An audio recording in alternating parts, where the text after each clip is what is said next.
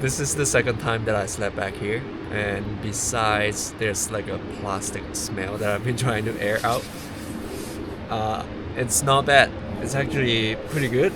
I get to lay pretty straight if I just go diagonally, and I usually leave like maybe 2 to 3 inches gap just to have some air. So I will probably be doing this a lot more.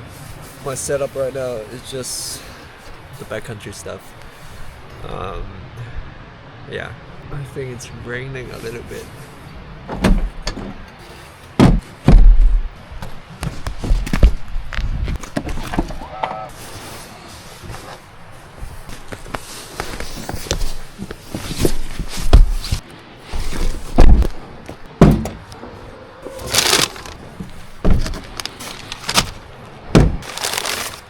Here's a meatball sub left over from last night. It was like buy one get another one for $1.99. Pretty good deal, and I'm just having it for breakfast. The meatball has a weird texture when it's cold, but I'm glad that it's cold rather than warm because I don't have a fridge set up yet, and it was just left in the front last night.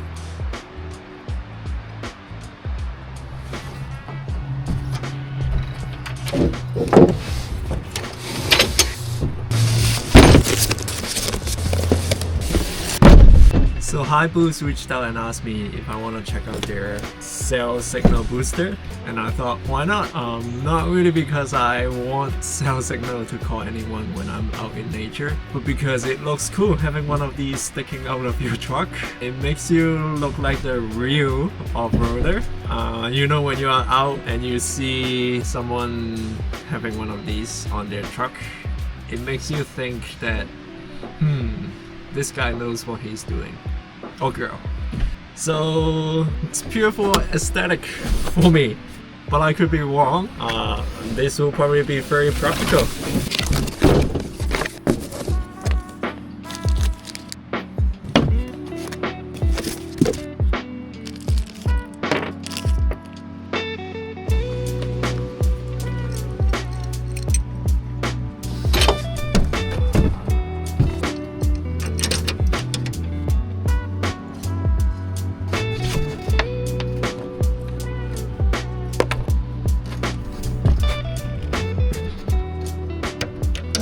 Looks pretty neat. Right now I'm just gonna have it go across here when it's not using. But I'll probably relocate it at some point, maybe to the outside once I have a rack. Just zip ties.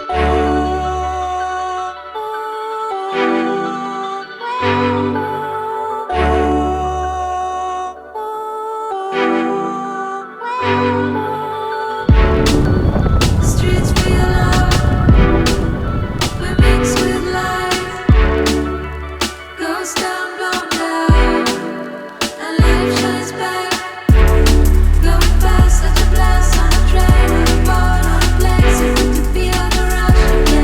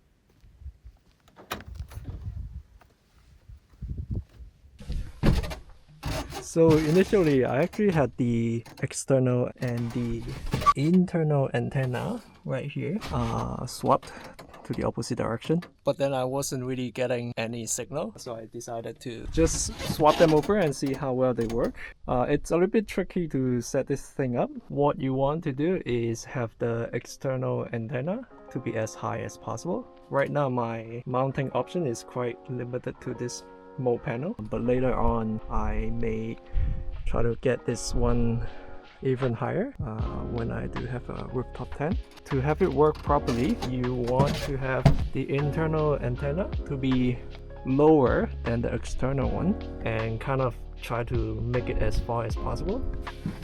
I think usually people will try to mount this internal antenna inside the cabin, but it's a little bit difficult to find ways for the wiring, so I'm just gonna keep it out here for now, and it seems to be working really well. So right here is the Harrison Lake here in BC. It looks like all system is nominal, and my phone, I am getting, it's a little bit hard to see, I am getting 2 bars. It's even saying 5G. I can go to a website. Oh yeah, totally functional. Let's go to frabo.co. Okay, so it is pretty good. For some reason it's showing 3 bars now, but instead of 5G it's showing 3G. Let me get closer to this guy here. Whoa, okay, yeah, right. So I guess the closer you get to this internal antenna here, the better cell signal you're gonna get. Maybe I can go to the website speedtest.net.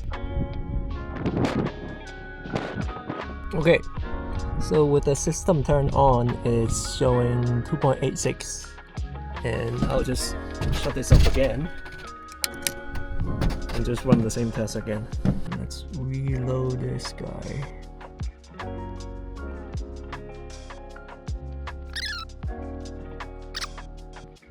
Alright, numbers don't lie. It is indeed slower without the system turned on. So how does this compare to Starlink, and if you should even get it for your overlanding rig? On the surface, they appear to be doing the same function, but they are actually quite different. The signal booster here is in its name to boost the signal of a nearby cell tower. And if you have standard regular internet plan, what you are already paying for your cell phone, you would still be able to go to the internet, make a phone call, as long as you have a cell tower nearby and you are not completely out of the way. So it serves as a signal booster for your existing phone plan. And the Starlink, on the other hand, is a internet device that you can access wherever you go, pretty much anywhere, as long as you have regulatory approval in the country that you are in. And for the Starlink, you have to pay for an additional plan separately from your phone to access the constellation around the Earth. With this guy, there's no subscription whatsoever. You just pay for the device, mount it, and go wherever you go. It's getting a little bit cold here.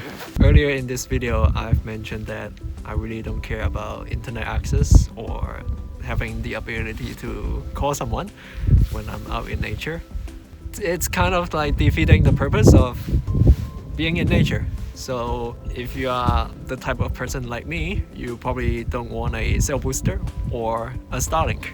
But having this at least gives me a backup option in case, maybe let's say emergency, if I puncture my tire and I don't have a spare, I probably need to call someone. Yeah. Or I do have a Garmin InReach Mini that is still in box. I haven't activated yet. And also the video currently is recording from my phone.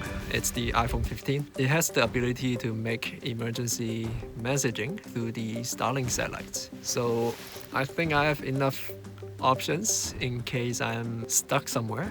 So yeah, this is the HiBoost signal booster.